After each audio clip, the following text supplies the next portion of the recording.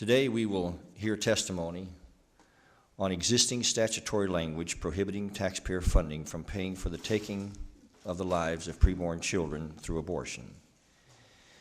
There is concern that the Obama administration or a potential Clinton administration may intend to reinterpret the plain and long-standing meaning of the Hyde Amendment.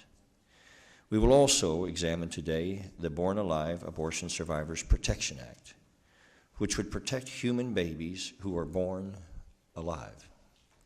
On this day in the year 2016, in the land of the free and the home of the brave, there are no criminal penalties in federal law for either negligently or deliberately killing born alive human babies who are living and breathing on the table after surviving an abortion.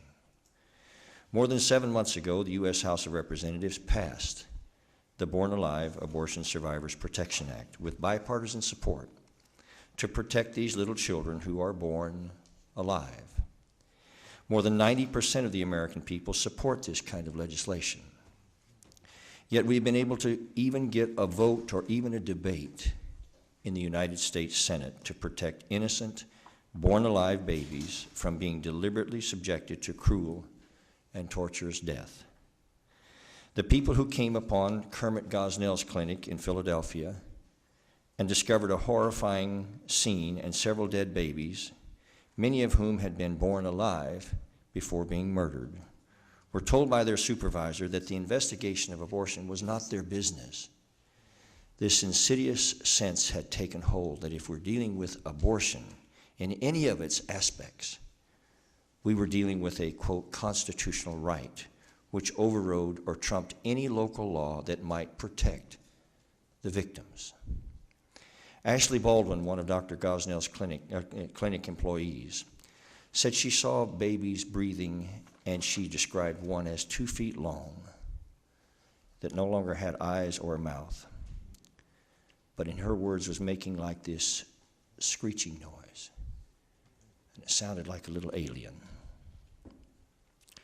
The abortion industry has labored for all of these decades to convince the world that unborn children and born children should be completely separated in our minds, that while born children are persons worthy of protection, unborn children are not persons and are not worthy of protection.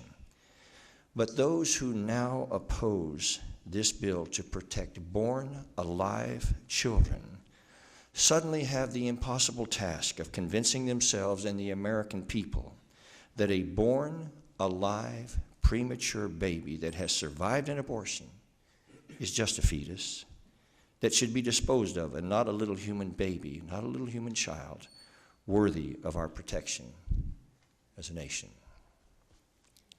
To any compassionate human being who has not invincibly hardened his or her heart or soul, an honest consideration of this absurd inconsistency is profoundly enlightening.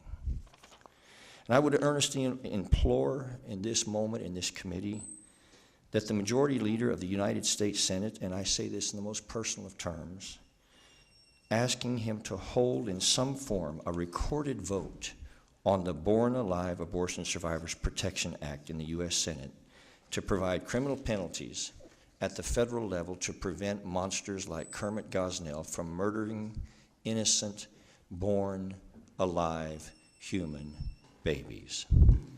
Now, President Obama vetoed similar legislation, President Obama voted against similar legislation 4 times before becoming president, and astonishingly now has promised in writing to veto this bill if it comes to his desk. And I'm told Mrs. Clinton holds the same position, but intends at all costs to avoid revealing that during the presidential campaign. Ladies and gentlemen, this is not abortion. This is born alive. Born alive. The American people deserve to know where candidates for president stand on something so foundationally intrinsic to the republic founded on these core principles that all of us are created equal and are children of God. The American people still deeply hold themselves to be protected of born children. And if those seeking the highest office in the land are in opposition to a bill that would protect born alive children, then the American people have a right to know this before the most important election in this century and in the last century, on which the core right to live contained in the Constitution of the United States itself hangs in the balance. Turning our backs on helpless born alive children is not who we are as a people, and it is not who the United States of America has become as a nation. Yet it is one of the most crucial questions now upon us in this divisive moment in history, in this decisive moment of history as well.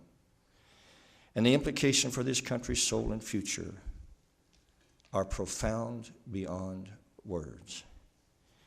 And so I thank the witnesses for being here, and I ask this morning that all of us just open our hearts to the truth.